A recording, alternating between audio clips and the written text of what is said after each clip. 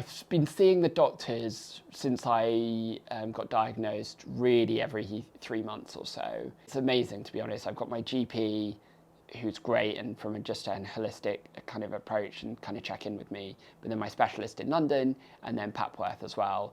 And they each kind of see me normally every 6 months or 3 months, but that's kind of going. Anyway, I'm on various medications, and one of them was bringing up something to do with my liver, which was a concern. And I remember going in, I got referred to a liver specialist at the Royal Free, where I was first diagnosed with my heart condition. And I go in, and they kind of did a preliminary scan, and they did an ultrasound. And I mean, I couldn't believe it, because they brought up and they said there was a growth and there was a concern about it. And I just thought, great, something else that I need to worry about. And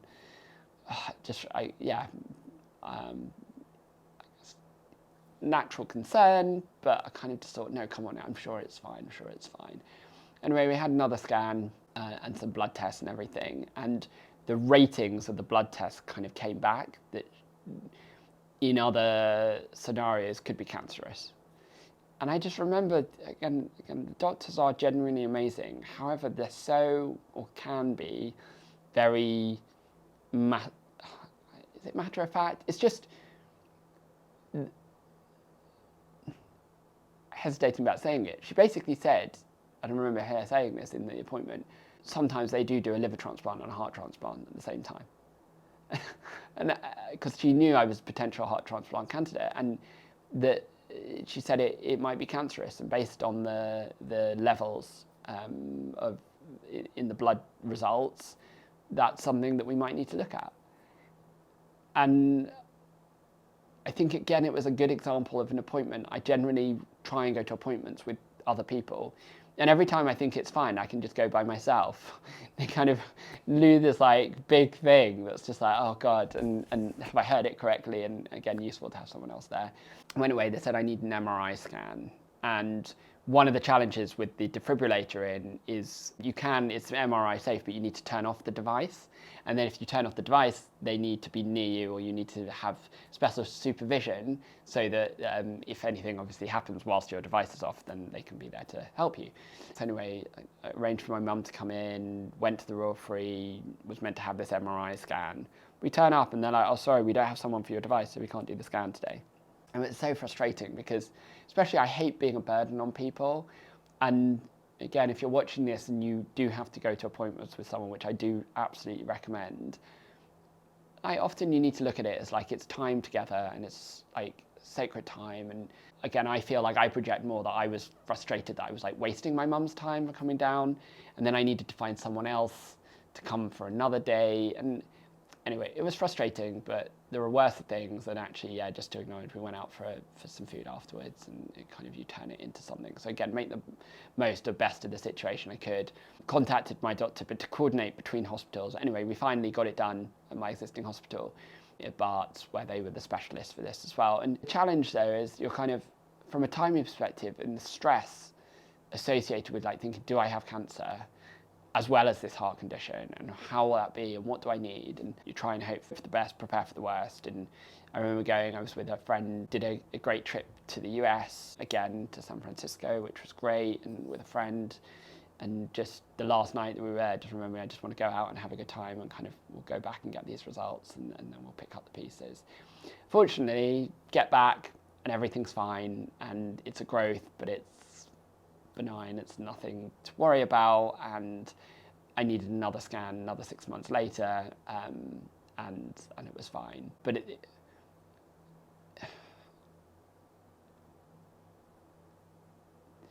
it's just, this how fragile life is. And look, we can't control these things. And I'm just so grateful that doctors, again, they did everything that they could in the right times and everything. But still think like one of the biggest challenges is this time of like hearing some news like that, then how long it can take, and that can be extremely frustrating. And I guess, if you're watching this and you're again in a similar position of waiting for something or the doctor's results, I think it's about being compassionate to yourself and listening to your body and doing things that nourish you. and which ultimately we should be doing every day, and surrounding ourselves by people we love, that we care about, doing things that we love to do and care about. Another Steve Jobs reference, like if there are too many days in a row that you're not enjoying doing what you're doing, you've got to change it. And I think so many times we just settle and we think that's it, or that's all we can do. And I think, again, it was another reminder of just like living intentionally, living in the moment. What can I do? What can I control? And, having to just pick up the pieces and when it happens. But it was such a relief to hear that good news at the end. Can I ask a quick one? Sure. In terms of like sitting down and having that conversation with the doctor when they've got this new news, obviously that's like for being on your end of it, not knowing what to expect. Do you think there's any way doctors delivering that information that will make it easier for you to actually, I don't know, like, because, I mean, it must have been like, you said that they sort of deliver it in quite like a flat, here are the facts, this is what it is. Look, the thing is, you also don't want like softly around, the doctor being, I guess, fluffy and not being direct. It's a balance. As you ask the question, how would I have liked the doctors to communicate with me in a different or better way than they currently did? I think the key thing that I come back to is like, it's more from a time perspective. Ideally, they told me that I'd had the scan that day and then they tell me, no, it's fine, as opposed to me holding on for 6. But I rather for 6 weeks not know that that might be the prognosis. It felt, and I don't know, it's the way that I was told, it felt like, because if I can't do anything about it, and I'm not going to get the results from that, and it's so I think, but again, that might be my like what's almost the point, that might be, and that's why it's also useful. So I think on balance, someone else would be, look, with you, this is possible, because you can go and go, oh my God, it's all over, I've got cancer, and the other person goes, no, they said you might have cancer, and you just like didn't hear the might. And so I also appreciate that can happen in those situations, and definitely there's some bedside manner stuff. I remember my doctor that looks after me, and she told me in this meeting, it wasn't the transplant one, but it was another one, just a kind of progression of things. And I remember like her giving me a hug, but it was like a very like non-emotional, it was almost like, don't even bother. But you could see where it came from. She just wasn't bedside manner. She was just like not that person. And that's also okay. So like maybe it's also about playing to your strengths, appreciating that you don't need to do that for everyone. Everyone's got their own style. It's that measured if you don't know. And I guess this is also the thing. We put the doctors on this pedestal that they know the answers. They don't know the answers.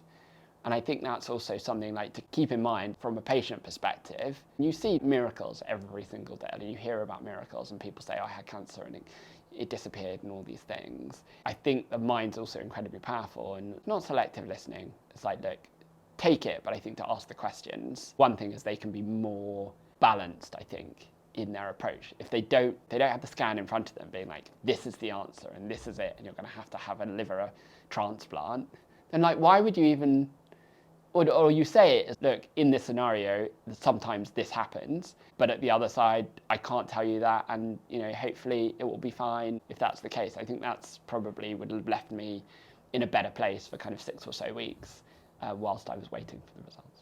Thanks for watching. Feel free to check out the British Heart Foundation, Cardiomyopathy UK, and Save 9 Lives for more information.